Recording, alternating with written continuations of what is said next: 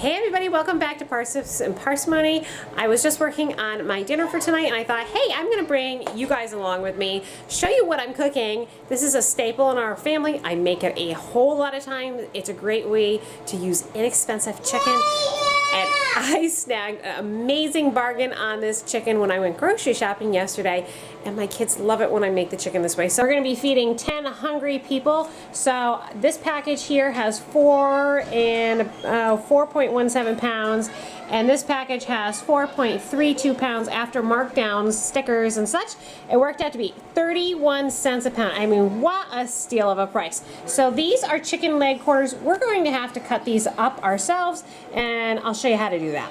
So when you have chicken leg quarters, this is what it looks like. You have a thigh and you have the leg here. What we're gonna wanna do is find the joint, and you just sort of feel for, you know, it's gonna be where it's bending like that. And you can use a sharp knife, you can use scissors. It just depends on what you're most comfortable with. I use, depending on what I have at the time. So I'm just looking for that joint. Sometimes a knife is easier, sometimes it's not. And there's the joint. See that right here? We just need to finish cutting right through that. Now I have a chicken leg and I have a thigh. I'll throw it on my cooking sheet and I'll do the next one.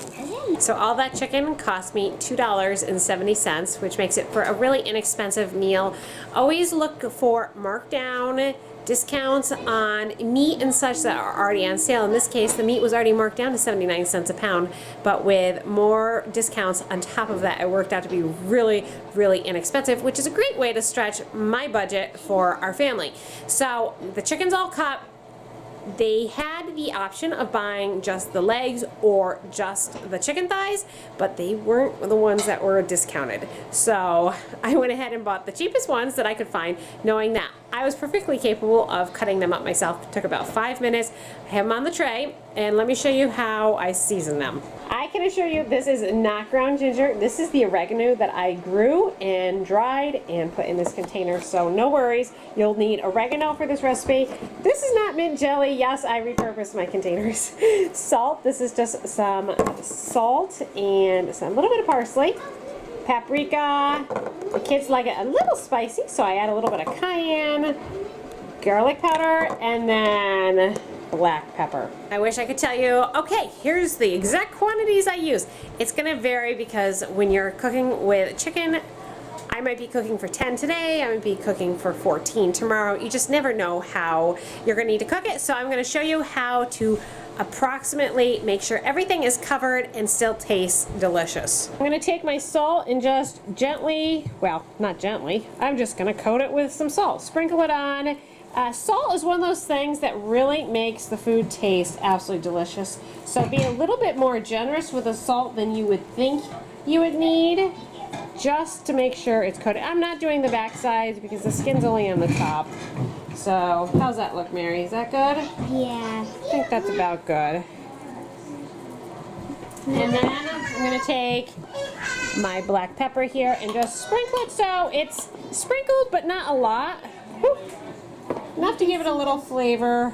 You can see those little Yep, black you can dots. see little black dots, but that's all you need. Okay, so we did the salt, the pepper. Now we're going to do just a little bit of paprika.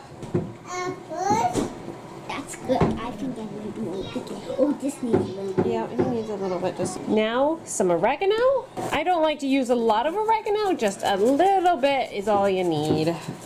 Now some parsley. Not much, just a little sprinkle. Cayenne pepper. You don't want a lot of this unless you want a lot of heat. So be careful with this one. Enough to coat it, but that's what we're gonna call good. All right, and lastly, garlic powder. I love garlic powder on this chicken. I think it makes it taste delicious. Mommy, when I move out, can you give me the recipe? Make the recipe for you. Yeah. And there it is, all seasoned. See how it's just lightly coated. It's not really heavy, but it's all there and it's going to be delicious. I came up with this recipe a long time ago because the kids always wanted to help me in the kitchen, which is great. I just don't really care for them to always be touching the meat, and when I have 3 or 4 little helpers and they're all touching gooey chicken, yeah. So by just having them sprinkle on top of the chicken without rubbing it in, it saved me from having a bunch of sticky chicken, dirty, yucky chicken hands, and it made the process easier altogether. So that's why I do it this way. And if you don't mind dirty chicken hands, go ahead and rub this in so it's more evenly coated. I've never had a problem with this. I just make sure it's as even as possible, and we're gonna bake it in a 425-degree oven for probably about 45 minutes. I like the skin really, really crispy. It's gonna rend the fat out of that skin, and the chicken is just gonna fall right off the bone, and it's gonna be delicious. It's been 45 minutes. The chicken is still cooking away, but at this point, if you'd like to put barbecue sauce on it and just use a brush and do barbecue sauce, you certainly could do that. Right now it's gonna be another 15 minutes, and then that skin is gonna get really nice and crispy. The kids love to serve it with Frank's hot sauce and ranch dressing, but you can do barbecue sauce, you can do lots of different varieties, or you can eat it just how it is. It's absolutely delicious.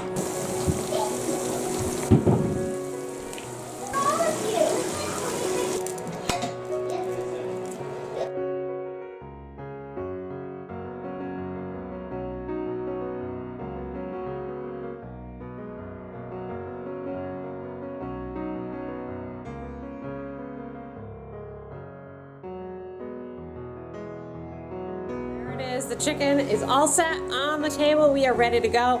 So thanks so much for coming along with us as I prepared for dinner. Hope you got some inspiration for trying something with some really cheap meat, and we will see you for our next video. Bye. Bye.